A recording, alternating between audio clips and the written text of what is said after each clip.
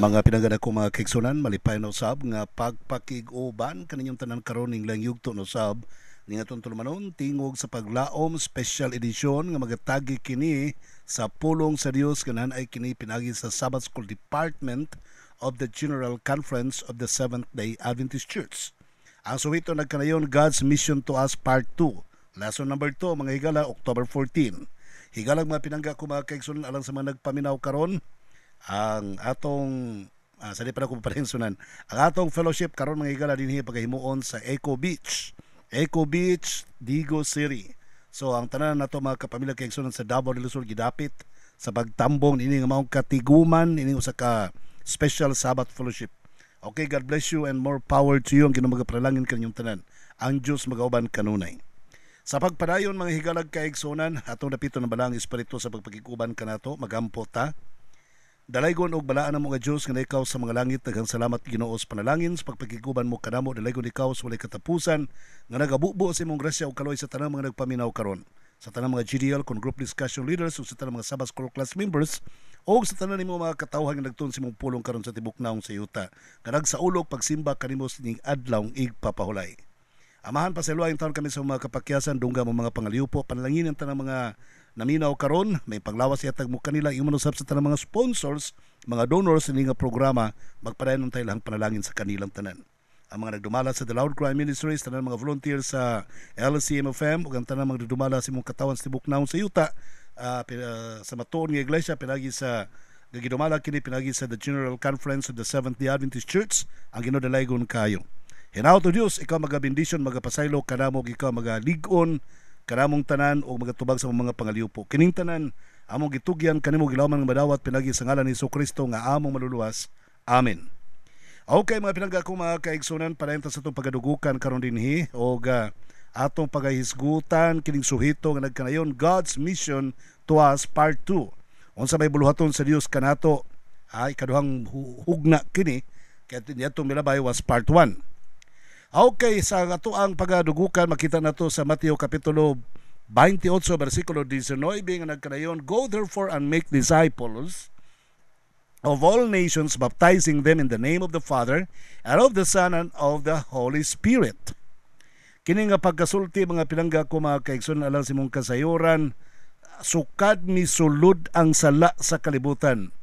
Ang Dios nagpakita na dahil siya nga dunay buluhaton nga angay pagahimuon o kini nga buluhaton sa kinatibuk-an mao ang pag-restore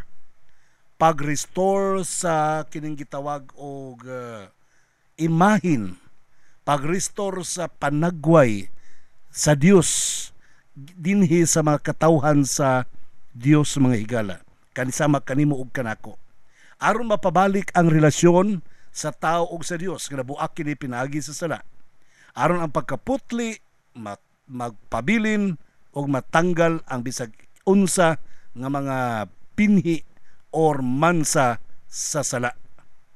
Ato makit-an mga pinanggan ako mga kaigsunan kato masabtan nga ang buluhaton sa Dios sukad pa kaniadto og sukad pa hangtod karon. Ato masabtan nga kini nga buluhaton iyang gipatik sa balaang kasulatan aron atong mabasa o atong masabtan. Dili kay sa ingon lang ni ana. Iya pag yung gidemonstrate mga higala. Siya mismo nanaog ning kalibutan na para pag-execute sa maong buluhaton. Aron ang sala nga namaoy nagbulag sa tao gikan sa Dios, matanggal ang maong sala. Kay once matanggal ang maong sala, automatically mapasiguli ang tao ngadto sa Dios. Walay tao nga pwedeng makatanggal og sala. Walay bisan kinsa manulunda nga makatanggal og sala but only God in a form of a human being.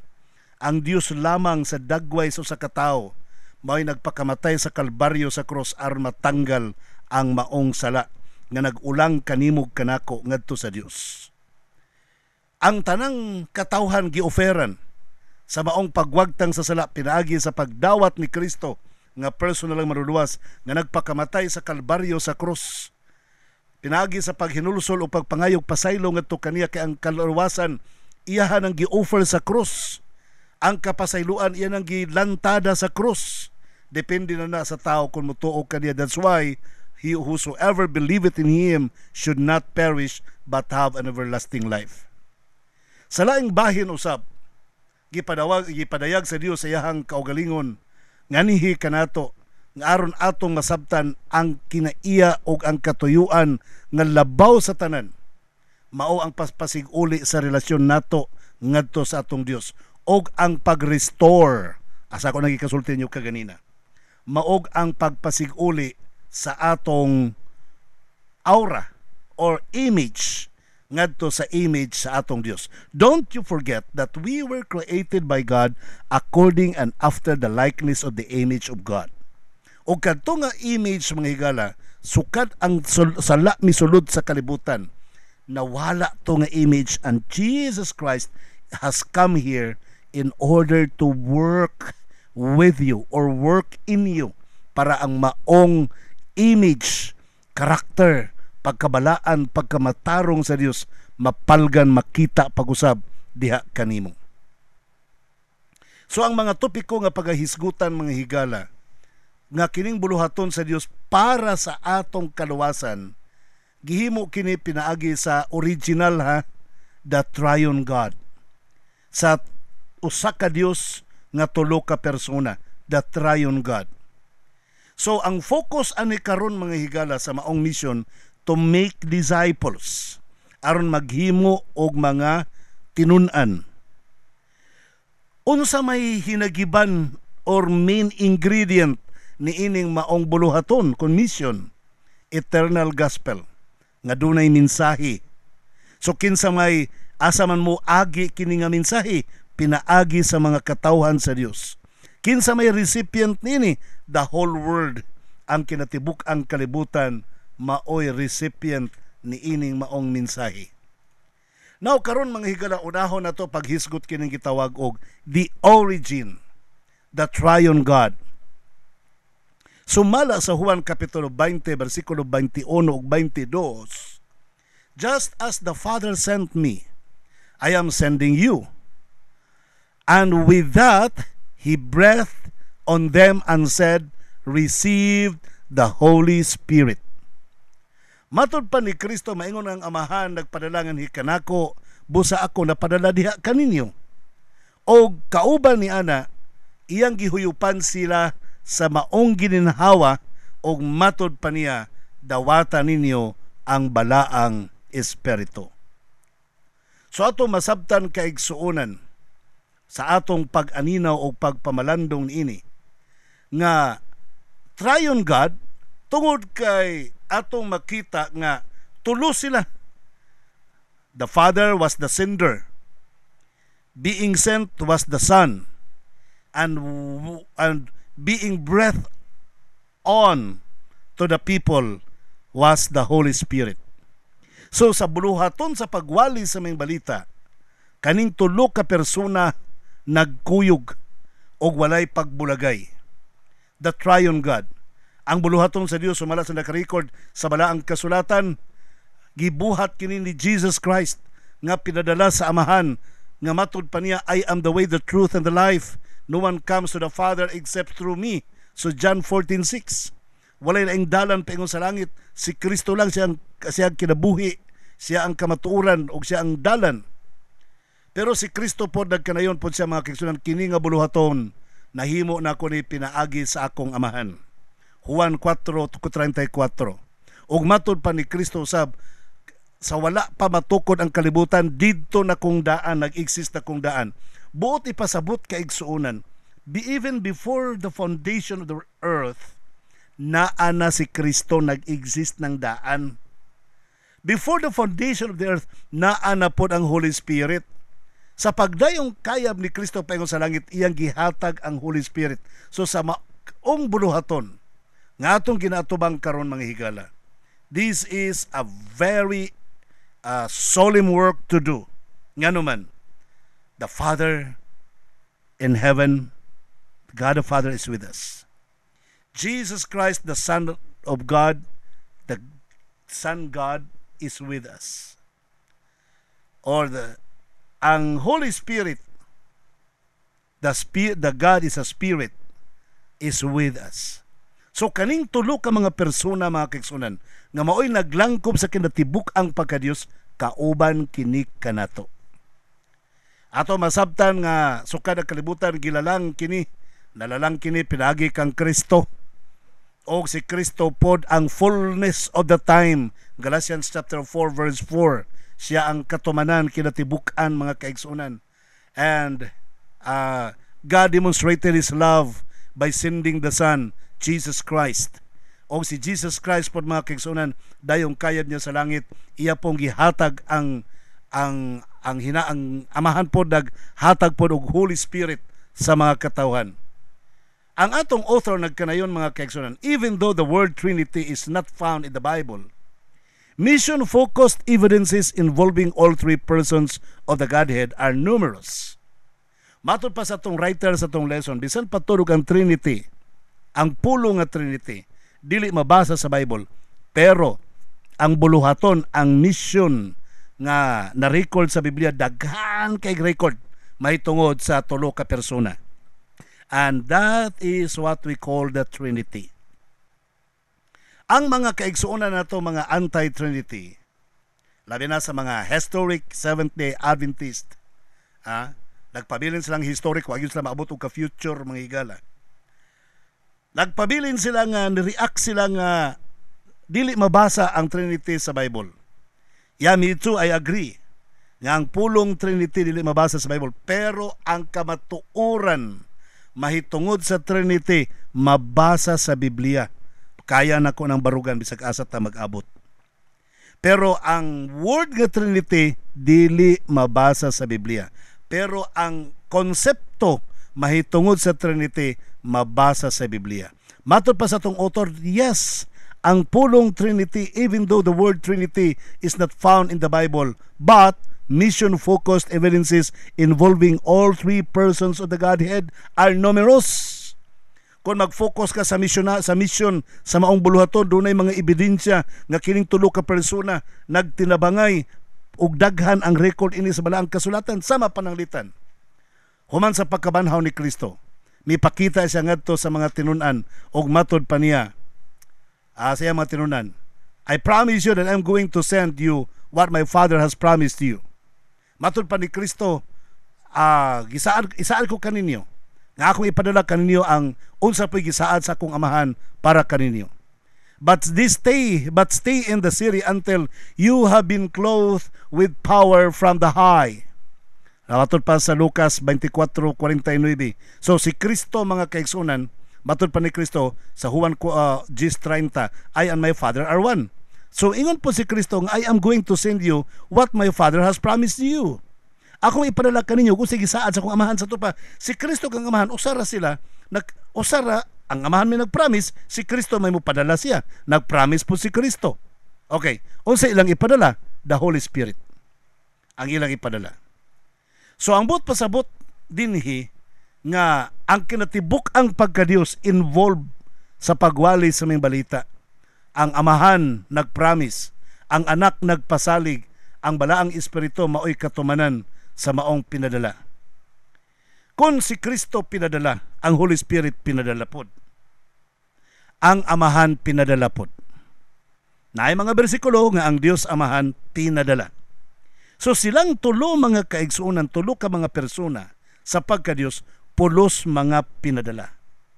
Pinadala to the point that because it was their choice. It was their choice to be on the mission for our salvation. Ilahatong choice alang sa buluhaton para sa ato ang kaluwasan. Busa mga pinangga ko mga kaigsuonan sa bautismo. Imagine that sa bautismo sa Mateo Kapitulo 3, 15 hangtod 17, the Father was there. Sa bautismo ni Jesus Christ, the Son, Jesus Christ was there. The Holy Spirit was also there. Sa ito pa, upon baptism, the Father, the Son, and the Holy Spirit, naadiha, presente sila. Buti pasabot, both or these three persons are working together for the salvation of you.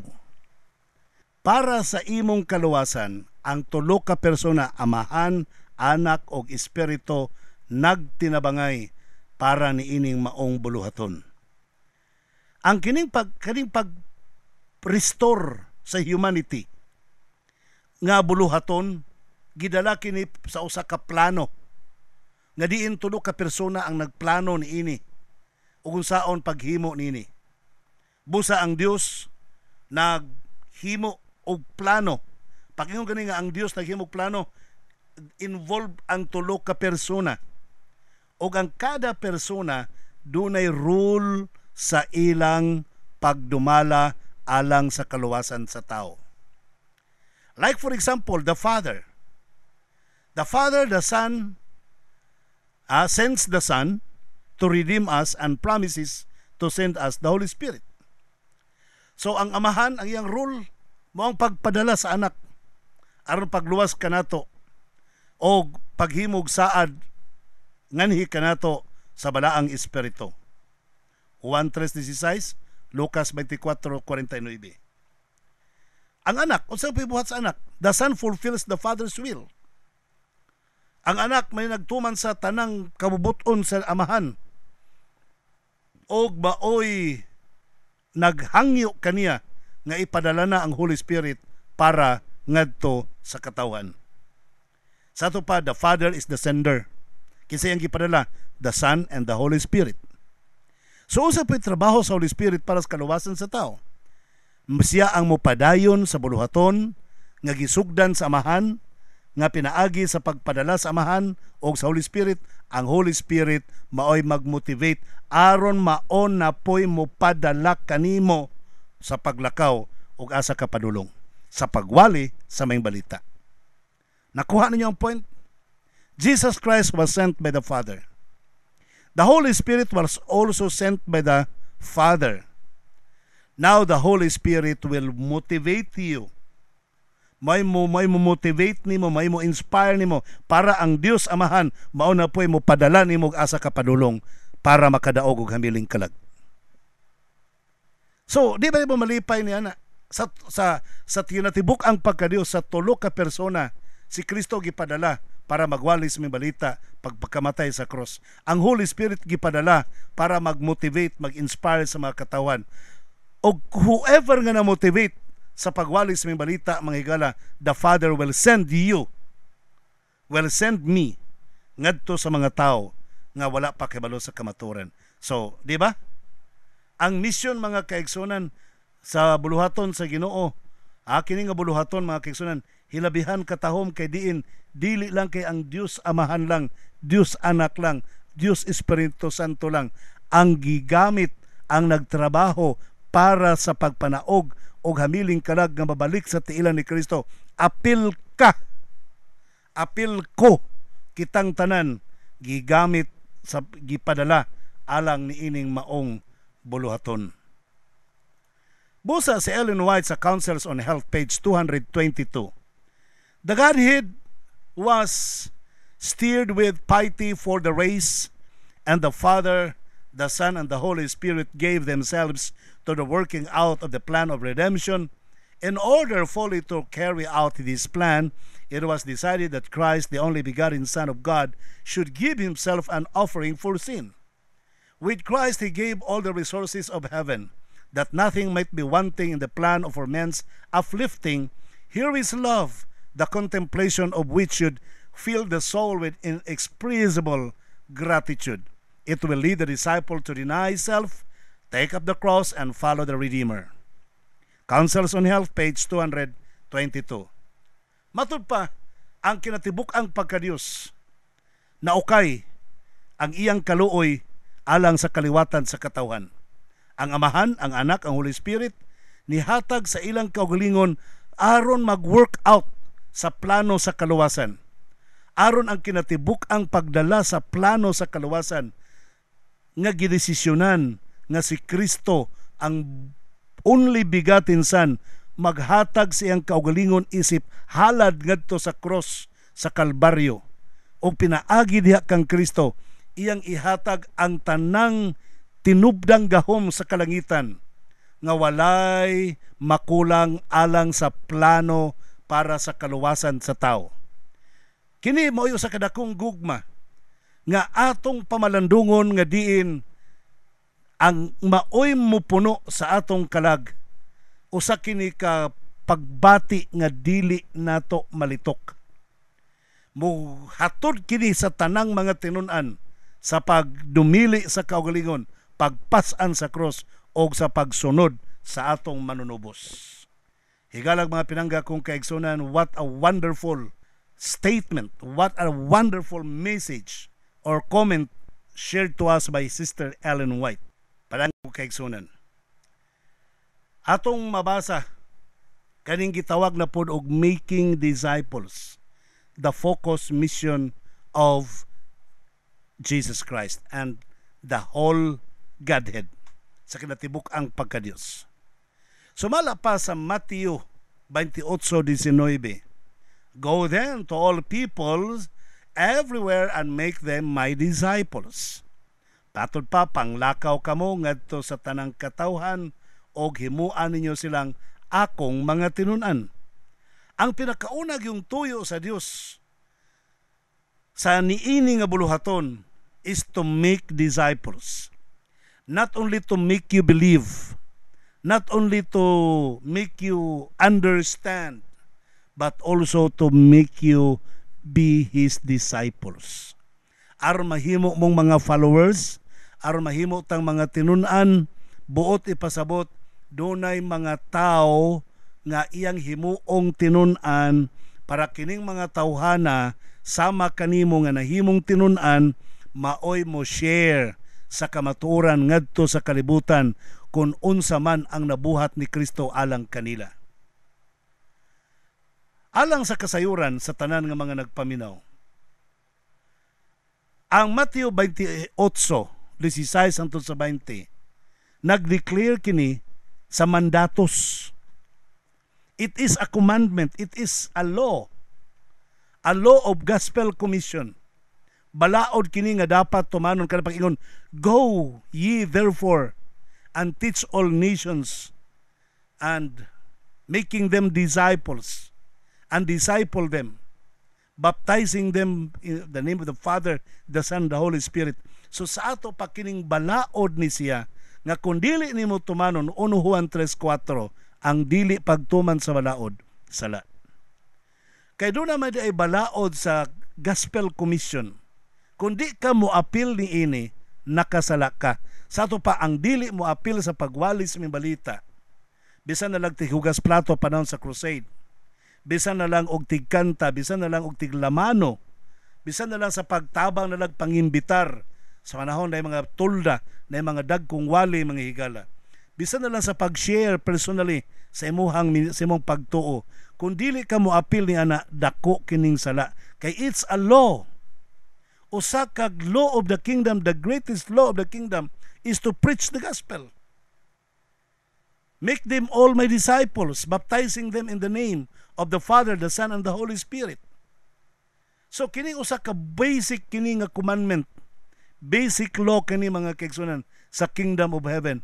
O kinahanglan ato masabtan that Jesus, number 1, Jesus commands His disciples to go to Galilee to be with Him. Isugo niya dali obanta Galilea. Number 2, Jesus comes to them declaring His authority and sovereignty.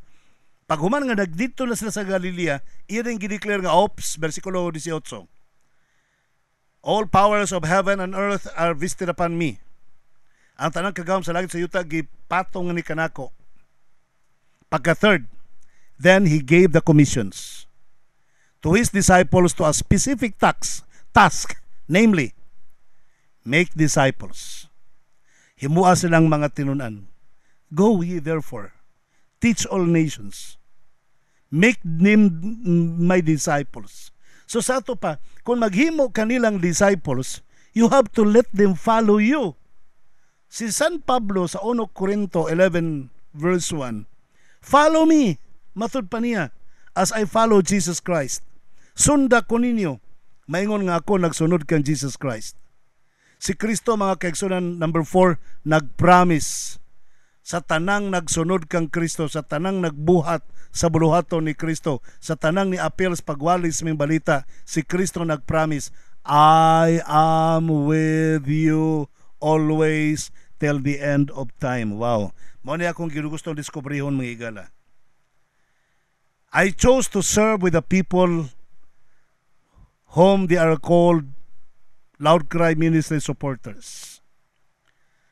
Going back 1907, I was given the option or the chance to choose. Sa LCM ba ko o dito ba ko sa organized church? Gipapili ko nila. Walay istorya mga kaigsunan nga kung mopili ihulog, kung mopili sa LCM ihulog. Wala, because during that time the union considered that LCM is still a part of the work of God. Iyo ko buhat makagyapon ni sa Ginoo ning LCM. So, buhat gyapon sa Ginoo. Kung dili ko sa LCM mo pili, ang ilang sulti, kung diha ka mo pili, wala kay medical subsidy, wala kay allowance, wala kay sweldo, wala kay educational subsidies imong mga anak di ka mag-eskwela, masakit ka, wala kay kapatambal. So, our advice, stay and remain in the organized church. During that time, mga kaigsunan, dagko kay kung hubag kayo tungod sa balatian. Halos ko di kalakaw, yatong tungura. Giagak gani ko itong panahon na. So nakulbaan ko, basi mamatay ko. Mamatay ka, wala kay benefits. Imong pamilya walay madawat if you will work with the LCM people. I want to work with the laymen, I told them. Gusto ko mo trabaho kauban sa mga kaigsunan without salary.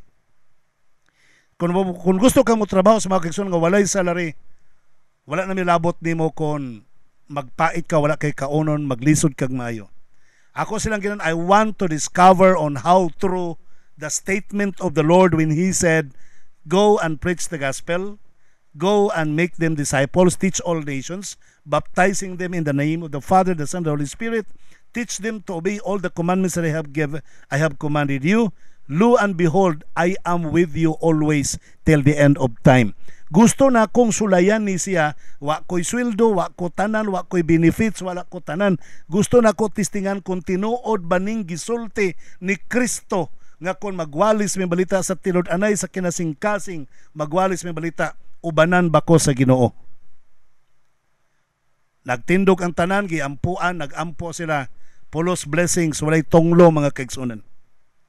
Tanan mga presidente sa union, presidente sa mission sa itong panahon na, union tanan, nag-alirong ilak kong gipandungan, perti kalimuot na yun, bisan pag-aircon ang room sa opisina, pero tungos kadaghang workers, mga pangulo sa buhat, nag-ampo, nangayog empowerment of the Holy Spirit para sa buhat nga apilan ni Pastor Bilaber sa The Loud Cry Ministries.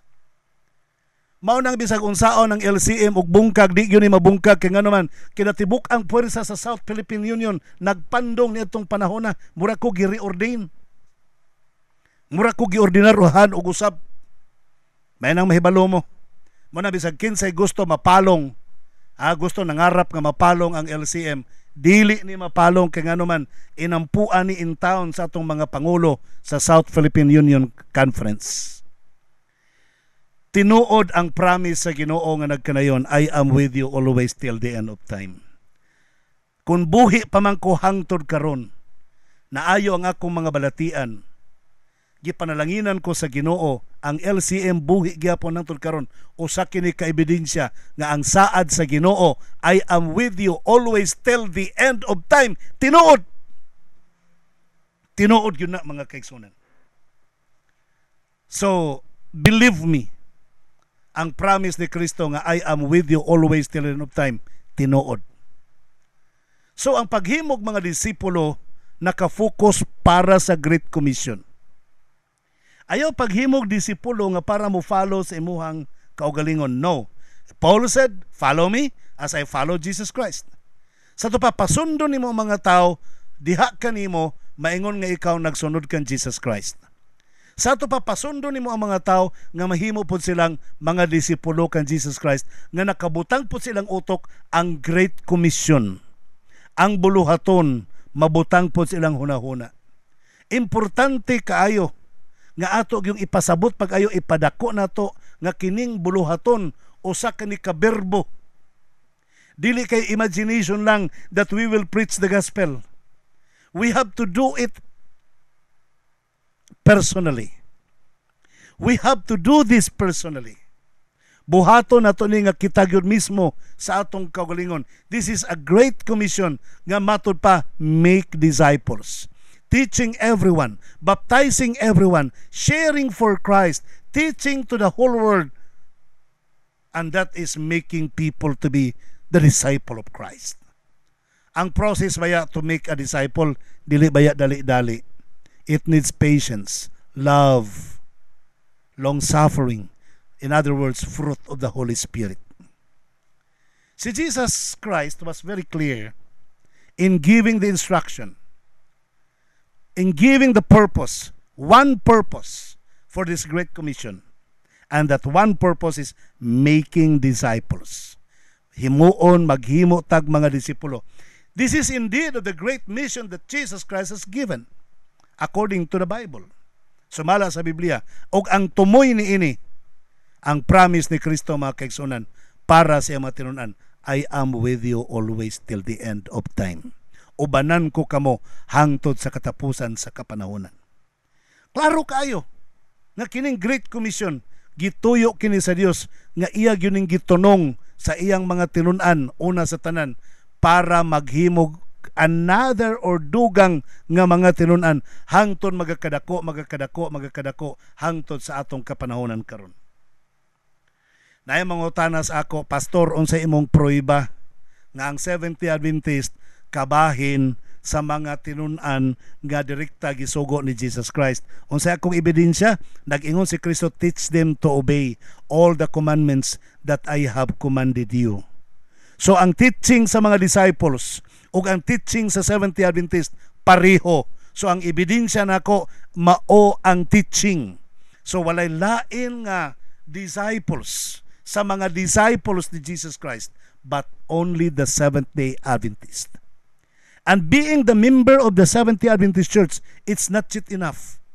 You have to do your best to fulfill God's great commission to make disciples. Keep on making disciples. Keep on making disciples. Mission, we're talking about the Great Commission. And what is that mission all about? Making disciples.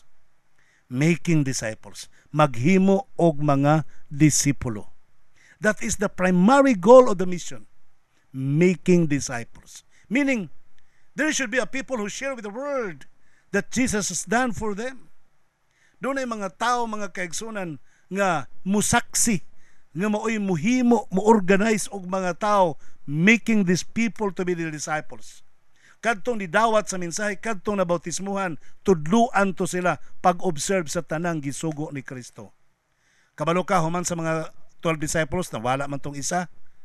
Tungod sa maong Great Commission ay ging 120 sila. Nadungagan sila, nahimos lang 120.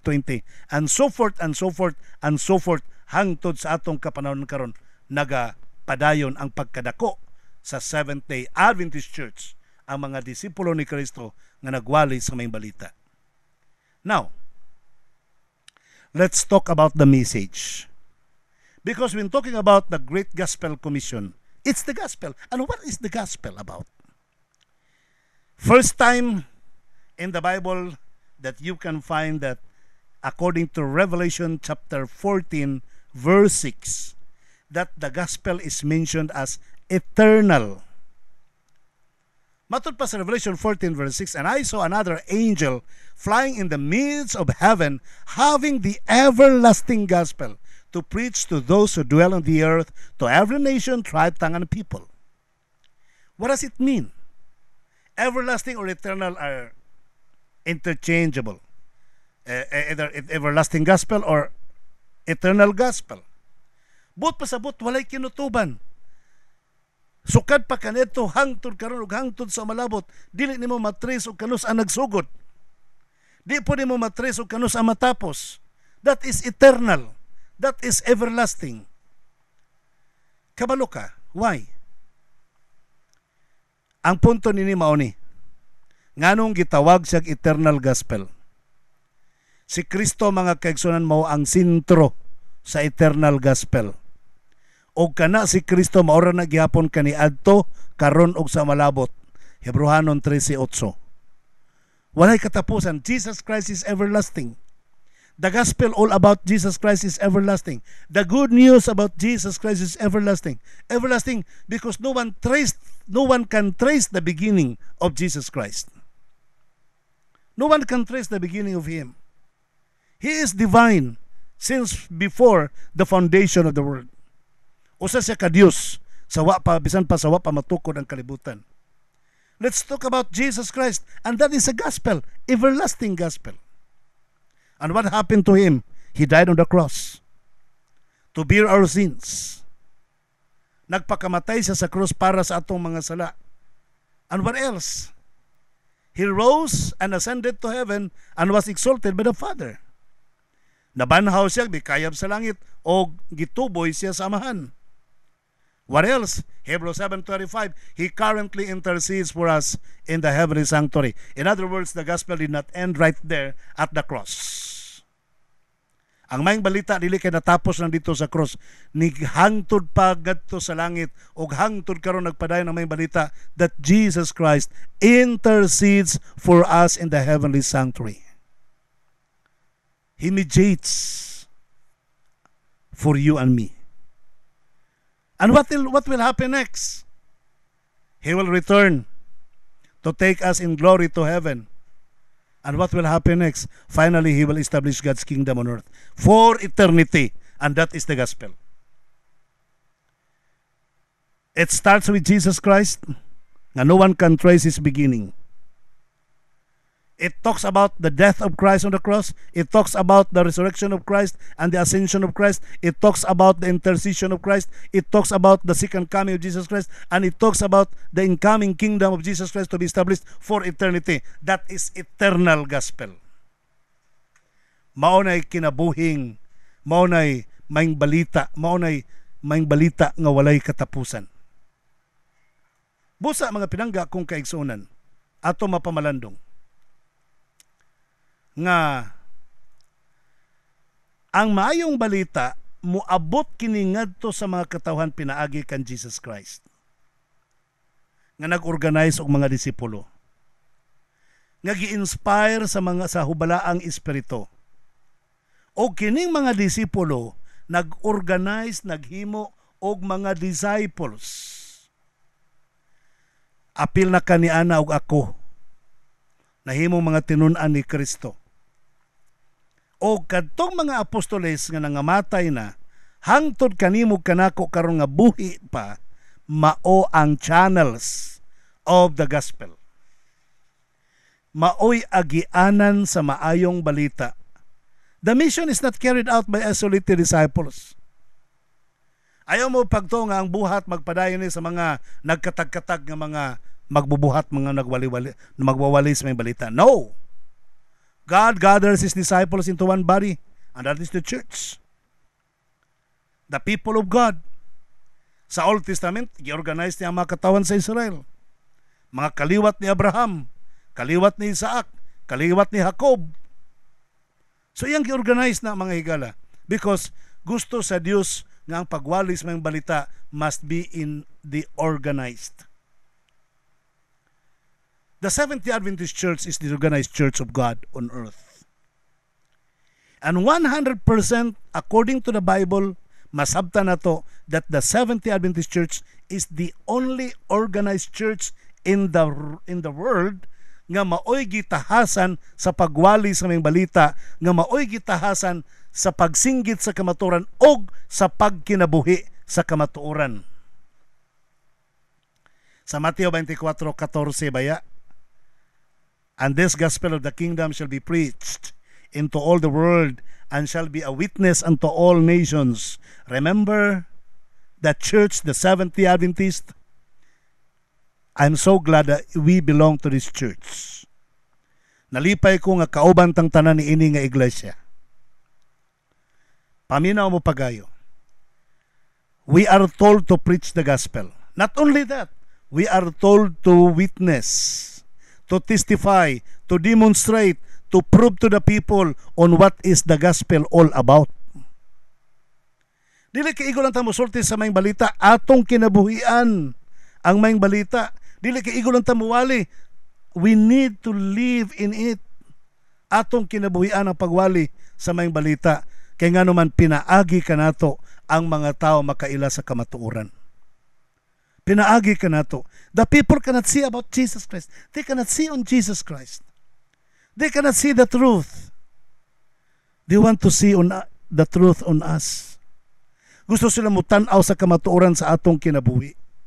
Gusto sila mutanaw sa kamatuoran sa atong sinultihan. Gusto sila mutanaw sa kamatuoran sa atong kinaiya.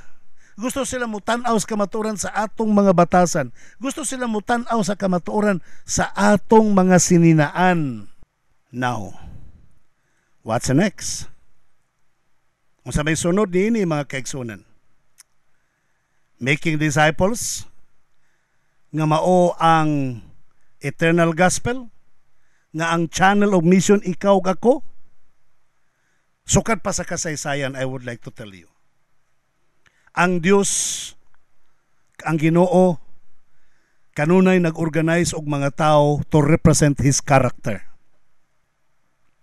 to represent His obedience, to represent His love, to represent His kingdom. Og ikaw iyang gipili aron mahimong mo represent sa gingharian sa Dios. Ang Dios naghimog covenant kang Abraham og siyang mga kaliwatan. Ang Dios naghimog covenant kang Jacob og siyang kaliwatan. Ang Dios naghimog covenant sa remnant church in the last days. And I'm glad that we belong to the remnant church, who keeps the commandment of God and have the testimony of Jesus Christ. Sumala pa sa Revelation 12:17, and that is the Seventh-day Adventist Church, the remnant church. So doon ay missionary strategy ang Ginoo sukad pa kaniadto sa Old Testament until to the New Testament. Doon na siya iyang strategiya sa pagwali sa may balita.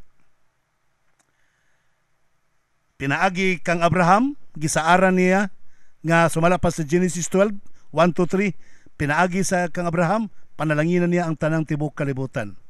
Pinaagi kanimo ang imong barangay, panalanginan sa Dios. Wow, kanindot ana. Pinaagi kanimo imong purok, panalanginan sa Dios. Pinaagi kanimo imong pamilya, panalanginan sa Dios. Pagkanindot ana mga kaigsunan. Claim the promise, please. Claim the promise, please. Nga ang mga katawhan dahil sa Dios, lakton nga pagkasulti ang Seventh-day Adventist panalangin sa iyang panimalay. Ang Seventh-day Adventist panalangin sa iyang mga silingan. Ang Seventh-day Adventist panalangin sa iyang purok. Ang Seventh-day Adventist panalangin sa iyang barangay. Ang Seventh-day Adventist Church panalangin sa tibuok lungsod, panalangin sa tibuok syudad, panalangin sa tibuok probinsya, tibuok Mindanao, tibuok Pilipinas, tibuok kalibutan. That is the rule of the Seventh-day Adventist Church. Maunay kinaiya sa Seventh-day Adventist Church.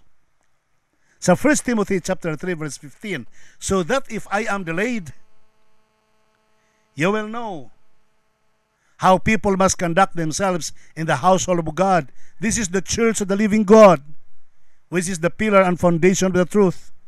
Matud pa, kung malangan ko, tanawan ninyo, makita ninyo, ug unsa ay kinaiya sa mga katawan sa Dios diha sa balay sa Dios.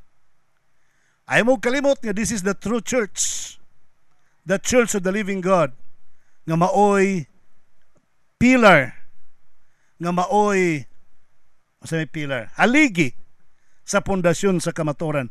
Buot ipasabot diha sa iglesia naa ang kamatuoran. Siyempre, the oracles of God, the truth, the word of God, iyang gipiyal sa katawhan niya. Iyang gipiyal sa mga katawhan sa Dios. Sa to pa, the role of the church is to protect the truth. Dili na to itugot mga kaigsunan nga ang kamatuoran mayatakan. Di ta mo sugot nga ang kamatuoran mausab. We need to protect the church as well as we are going to protect also the truth. Proteksyonan nato ang kamatuoran. Kaya nga naman, Ang mga tao ani nga naa sa kalibutan, they are the recipients of the truth. Sila ang mudawat sa kamatuoran. Kung panalitan ang kamatuoran nga gibilin sa Dios kanato, nausab na. Atong gialter. So ang madawat sa mga tao na usab na. We have to thus saith the Lord, remain in the word, thus saith the Lord. To the law and to the testimony, if they speak not according to these words, there is no light in them. So we have to speak according to what the Bible says. Who are the recipients? The people in the world. Acts chapter 1 verse 8, but you will receive power when the Holy Spirit comes upon you, and you will be my witnesses, telling people about me everywhere, in Jerusalem, through Judea, Samaria, and the ends of the earth. Sa ito pa, magsugod sa Jerusalem ang pagwalis may balita. Hangtod nga to sa Judea, nga to sa Samaria, nga to sa kanitom yang bayan sa kalibutan, mauna ang buluhaton sa Dios. Kabuton ang tanan, diha sa Jerusalem mag-start ang pagwalis may balita. Diha sa imong panimalay mag-start ang pagwalis may balita. Diha sa imong mga parente, diha sa imong mga close friends. Diha man mukuyanap ni kag anam-anam ngadto sa imong mga kaila. Mukuyanap kag anam-anam ngadto sa imong mga kauban sa trabaho. Mukuyanap og anam-anam ngadto sa imong kasilinganan. Then ngadto sa imong purok, ngadto sa barangay, ngadto sa lungsod, ngadto sa syudad, ngadto sa probinsya o ngadto sa tibuok nasod. Ang buluhaton mga kaigsunan, atong ipahat personal evangelism. O kaha pinaagi sa internet, television o mga libro. Don't forget, mauna ang role nato, ang pagpahat sa kamatuoran. Sa Desire of Ages, chapter 86, page 822, the Savior's commission to the disciples included all the believers. It includes all believers in Christ to end of the time. It is a fatal mistake to suppose that the work of saving souls depend alone on the ordained ministers. All to whom the heavenly inspiration has come are put in trust with the gospel. All who receive the life of Christ are ordained to work for the salvation of their fellow men. For this work, the church was established, and all who take upon themselves its sacred vows are thereby pledged to be co-workers with Christ. Ang buluhaton sa manluluwas matud pa. Ang buluhaton sa mga manluluwas nga gihatag ngadto sa mga disipulo sama kanimog kanako, nagalangkob sa tanang nituo kang Kristo. Nagalangkob sa tanang magtutuo ni Kristo hangtod sa katapusang kapanahunan. Dakong sayop or ikamatay nga sayop ang paghaka-haka, paghunahuna, nga ang pagbuhat sa kadaugan o hamiling kalag, trabaho lang na sa mga ordinadong mga ministro. No, mali na. Tanan must get involved. Ang tanan nga gilamdagan sa balang espiritu sa langit, gibutang diha kanila ang pagsalig sa Dios sa pagpahat sa mayong balita. Ang tanan nga nidawat sa kinabuhi ni Kristo giordinahan, ordained by God. Tanan nidawat ni Kristo nga personal na manluluwas giordinahan sa Dios sa pagbuhat, sa pagwali, pagkatag, pagpahibalo sa kaluwasan ngadto silang isikatawo. Alang nini nga buhat sa iglesia nga gipabarog, alang nini ang iglesia gipabarog tungod nini nga buhat.